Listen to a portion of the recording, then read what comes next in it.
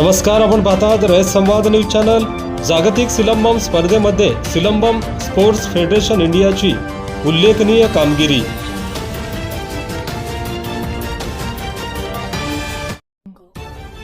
Malaysia येथे दिनांक 31 जुलै ते 2 ऑगस्ट दरम्यान इंटरनॅशनल सिलंबम फेडरेशन यांच्या वतीने आयोजित करण्यात आलेल्या आंतरराष्ट्रीय सिलंबम स्पर्धेमध्ये भारतातील एकमेव आंतरराष्ट्रीय संघटनेसोबत जोडून कार्य करणाऱ्या सिलंबम स्पोर्ट्स फेडरेशन इंडियाच्या खेळाडूंनी उत्कृष्ट कामगिरी केली आहे।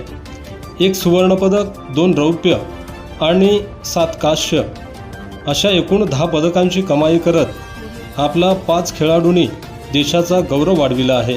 या स्पर्धेमध्ये Bharat, Malaysia, Sri Lanka, London, Saudi Arabia, Canada, Qatar, Singapore, Myanmar, Belgium, Vietnam अशा एकूण 18 देशांमधील जवळपास 680 खेळाडूंनी भाग घेतला होता।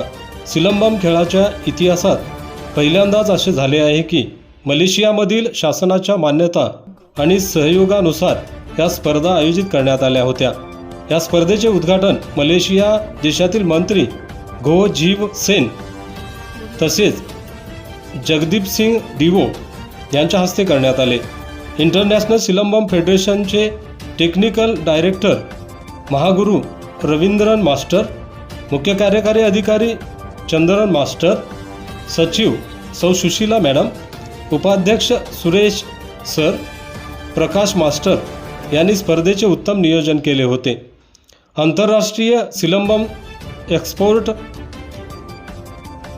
संजय बनसोडे, इंटरनॅशनल सिलंबम फेडरेशनच्या खजिनदार स्मिता धिवार यांच्या मार्गदर्शनाखाली भारतीय संघाने उल्लेखनीय कामगिरी केली आहे।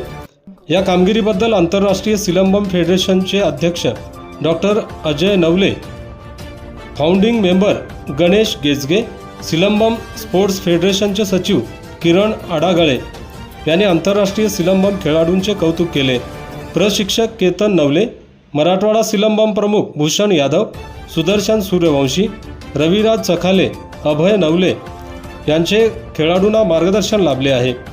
विजेत्या खेळाडूंची नावे पुढीलप्रमाणे: श्रेया दंडे 19 वर्षाखालील वयोगटात मुली काठीची लढत सुवर्ण पदक,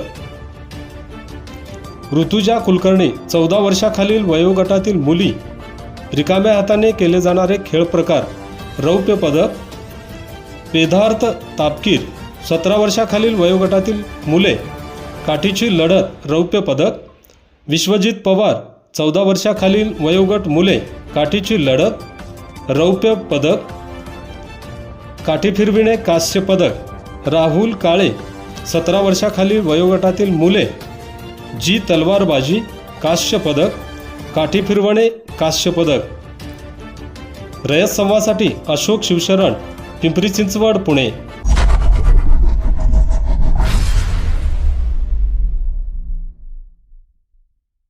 अशाच नवनवीन घडामोडींसाठी रयत संवाद न्यूज चॅनलला लाईक करा, शेअर करा आणि सबस्क्राईब करायला विसरू नका।